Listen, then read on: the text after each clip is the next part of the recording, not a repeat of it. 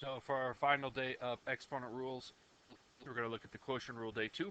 We are going to look at some problems that have some negative exponents within the problem and how we deal with those types of problems.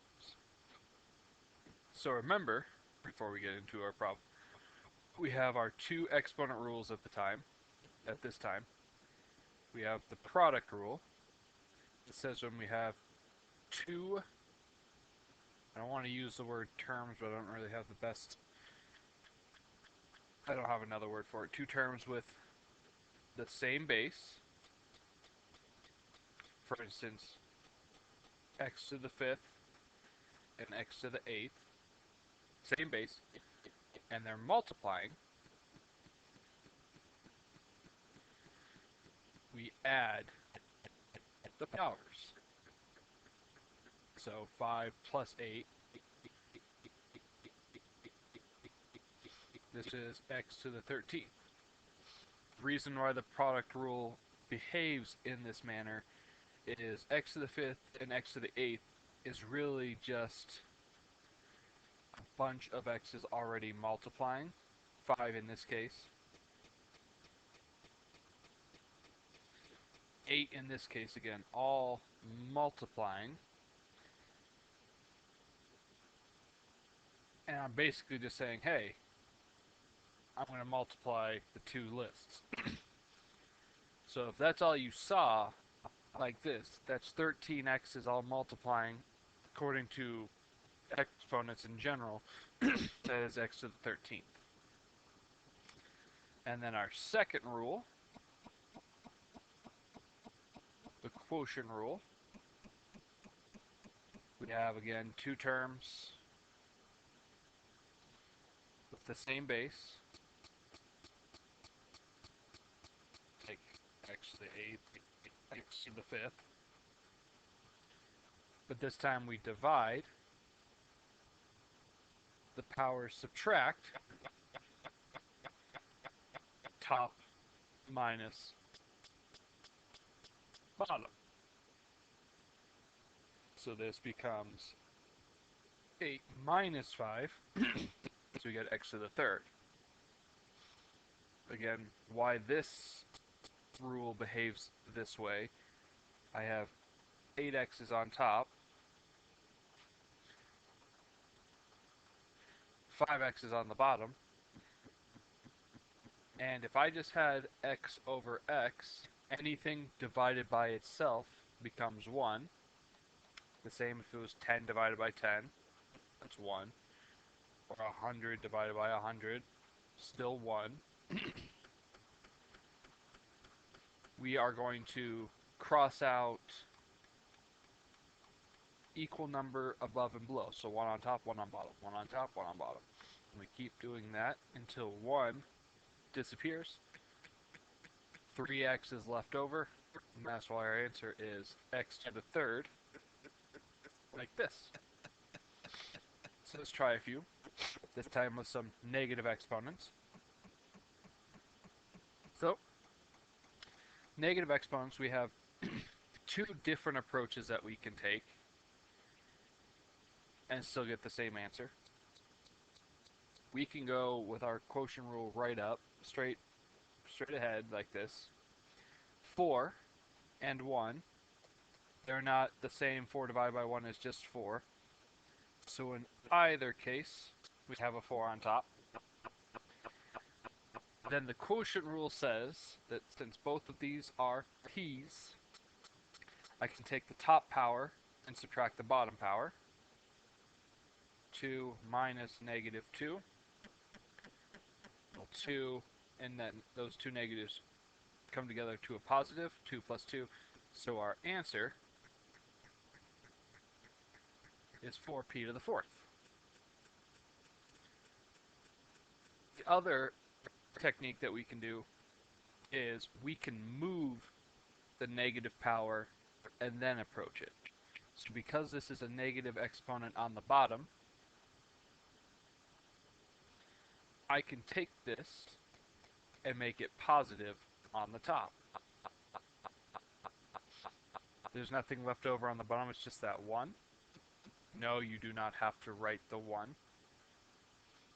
So the 4 doesn't do anything. Then p squared times p squared, we actually use the product rule on this one. Two bases, multiplying, we add the powers, 2 plus 2, once again gives us 4.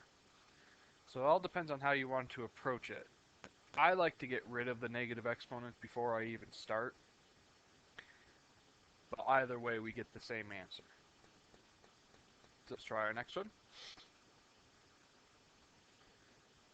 One type of number at a time.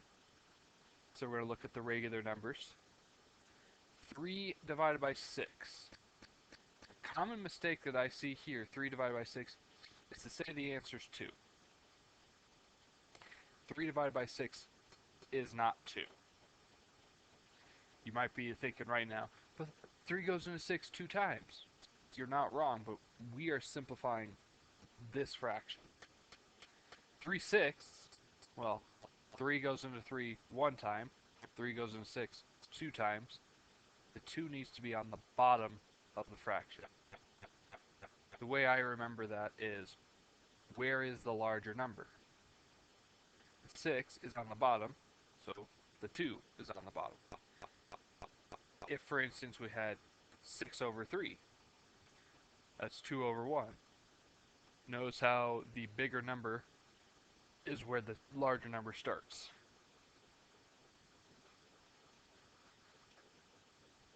So now we've got our first half of our problem. Now we're going to move on to the second part of our problem. The r's. So I have 10 r's, 2 r's. So I'm going to take 10 minus 2. So my answer becomes 1 over 2, 1 half. And 10 minus 2, r to the 8th. No, you do not need the 1, so your final answer could also be r to the 8th over 2. Alright, let's try this one. Once again, we're going to start with the regular numbers. 8, 6. 2 goes into both of them.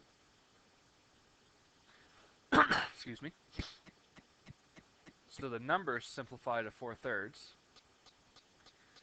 Using our quotient rule, we take the top power, we subtract the bottom power. 3 minus a negative 7 becomes 3 plus 7. For our answer of 4, a to the 10th over 3. Again, if we wanted to approach it a slightly different way, the 8 and the 6 would simplify all the same. This negative 7 can be moved to the top. So we have a to the 3rd, a to the 7th. We use the product rule, and either way we get the same answer. It all depends if you want to deal with subtracting negatives or not. Alright, let's try this one. Starting with the 5 and the 7. They don't share any numbers in common, so it remains 5/7. Using our quotient rule, we take the negative 1, we're going to subtract the 1 on the bottom, and that gives us our answer of 5, r negative 2 over 7. You are not allowed to leave a negative exponent. So if it's negative on the top, we move it to the bottom. We get 5 over 7r squared. The other technique, if we wanted to do it, I'd move this r before we did anything. We'd get 5 to the 7, r to the first, and then the moved r to the first, 1 plus 1, gives us 2. Okay. Maybe they're both negative. We still start with the regular numbers. 9 and 2 can't be simplified, so they stay 9 and 2, 9 halves.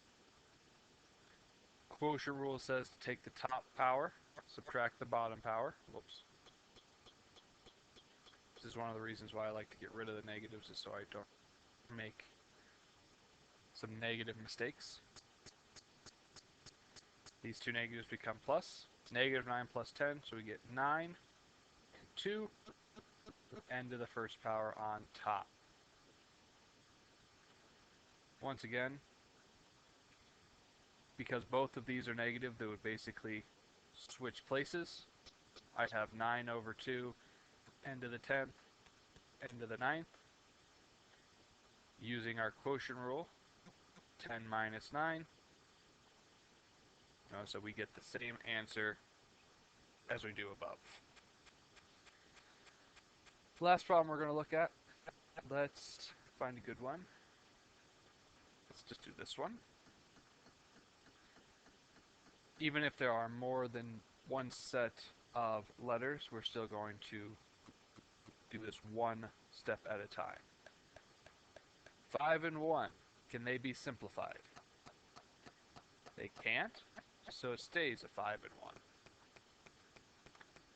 We then move our attention to the x's.